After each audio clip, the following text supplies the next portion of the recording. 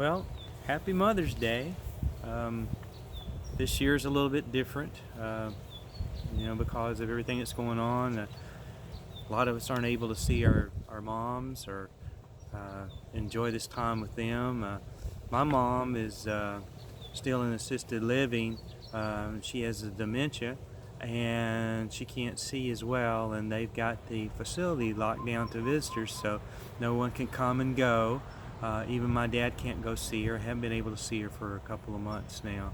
Um, and so can't really even talk to her or anything. She doesn't have a phone there.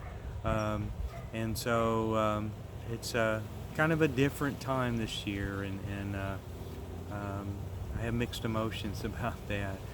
Um, but as we go into the Mother's Day time, um, maybe some of you have already lost the loved ones, mothers that have gone on to be with the Lord, and maybe this is a difficult time of year for you as well, and you miss your mom so much, and you probably think about things you wish you could have said to your mom and didn't get a chance to say, or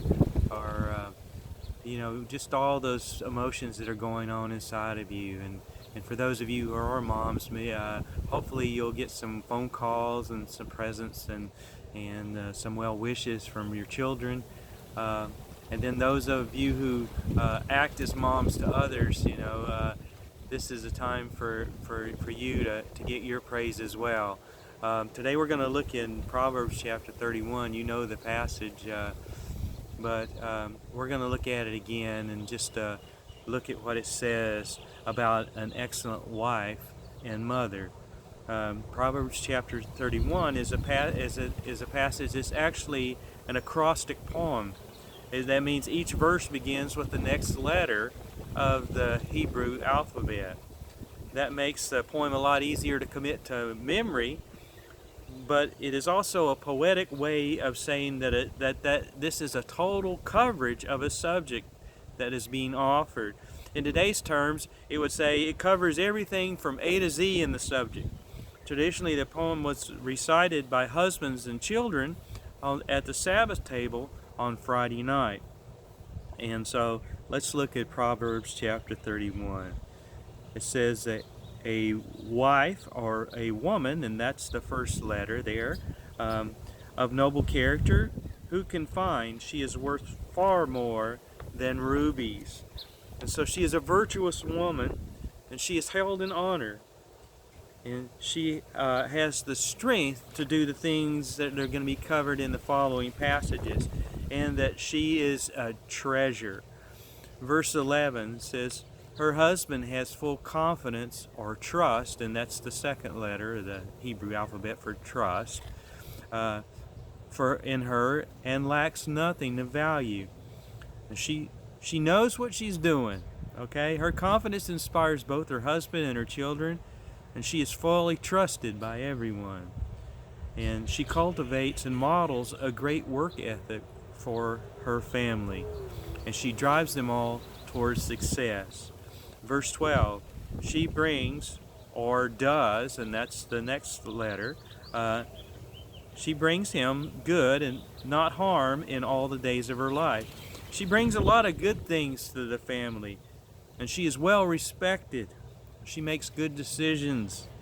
She is a problem solver and not a problem. She is virtuous. She loves the Lord and follows His word. She doesn't give in to worldliness. She seeks what is good and true. Verse 13, she selects or seeks, and that's the next letter, wool and flax, and works with eager hands. Verse 14, she, and that's the next letter, is like the merchant ships bringing her food from afar.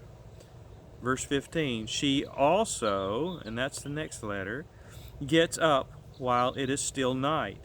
She provides food for her family. She knows how to manage the household. She makes sure everyone is well fed, and that everyone has all the clothes that they need. And she knows how to make great choices. She's hardworking. She brings all of these things in abundance. Verse 16, She considers, and there's the next letter, a field and buys it. Out of her earnings, she plants a vineyard. She sets, verse 17, she sets about her work vigorously, or she girds, and that's the next letter, her loins with strength. Her arms are strong for her task. Verse 18, she sees or perceives, that's the next letter, that her trading is profitable, and her lamp does not go out at night. She is a shrewd businesswoman. She makes wise investments of both her time and her money. She is vigorous and a tireless worker. She isn't lazy or careless. She knows how to get down to business. She burns the midnight oil. Her house flourishes because of her efforts. Verse 19, in her hands, or hand, and that's the next letter, she holds the distaff and grasps the spindle with her fingers, and this has to do with the loom and that she's constantly working there.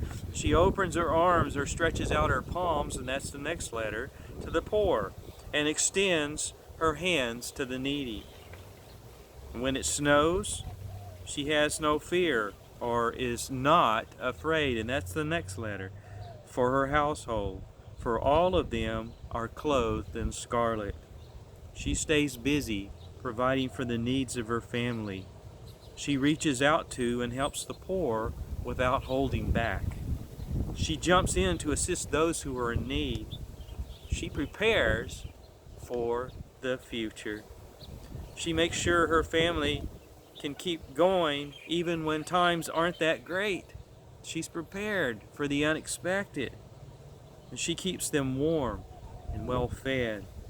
Her love is overflowing. Verse 22, she makes coverings, and that's the next letter, for her bed, and she is clothed in fine linen and purple.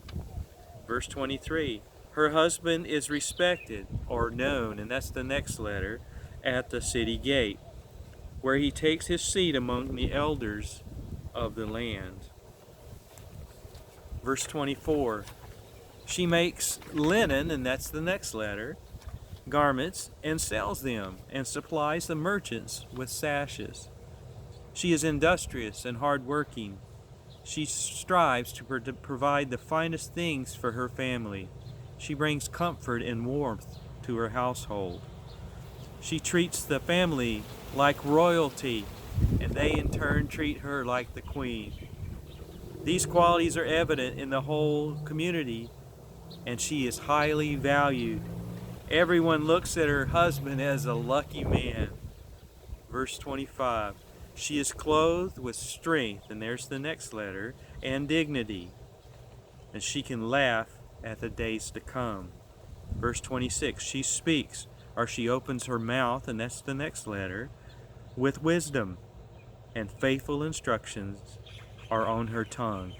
She watches, or looks, and looks is the next letter, over the affairs of her household, and does not eat of the bread of idleness. She is diligent and prudent in her work. She is strong. She is well respected. She is well prepared for the future. She does not panic. She is confident. She's smart, and she speaks with both earthly wisdom and the wisdom that she has learned from God's Word. And she has and uses something that's kind of rare today, common sense. She's a good mentor to her children and to her friends. She is kind and faithful. She is alert and watchful. And she can see trouble when it comes. And she faithfully watches over her family. Verse 28, her children rise up and call her blessed. Her husband also, and he praises her. Verse 29, many, and that's the next letter, many women do noble things, but you surpass them all. Her wisdom draws praise from her family. They know how special she is, and they let her know about it. Her children think she's the best mom in the whole wide world. They love her all the more because of who she is and what she does. They just can't stop praising her. Verse 30. Charm is deceptive or deceitful, and that's the next letter. And beauty is fleeting. But a woman who fears the Lord is to be praised. Honor her with all that her hands have done, or give her the fruit of her hands, and that's the next letter for the give.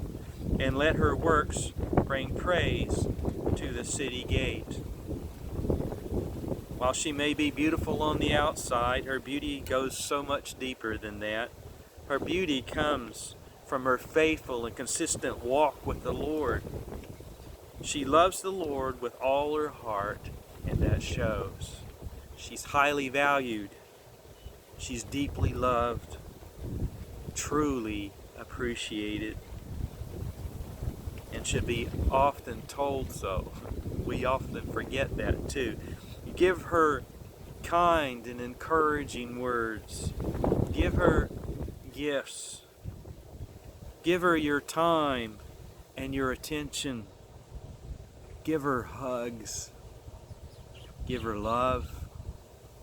Treasure her because she is special and she deserves all of that and so much more. Folks, treasure your mom. Treasure the time that you've had with her. If she's passed on, treasure that in your heart. If she's still with you, let her know how important she is to you. And if you've got some other person who's acted more of a mom than your real mom has, then make sure you let them know that you appreciate them, that you love them. And ladies, strive to be that woman that's talked about in Proverbs 31. Try to have those qualities in your life. Be a godly woman, a loving woman who loves her family and loves her children. I mentioned about my mom and not being able to really talk to her at Mother's Day this year, and so I wrote this one thing. It says it's a poem. It's to my mom. So when I was a baby, I gazed up at her face.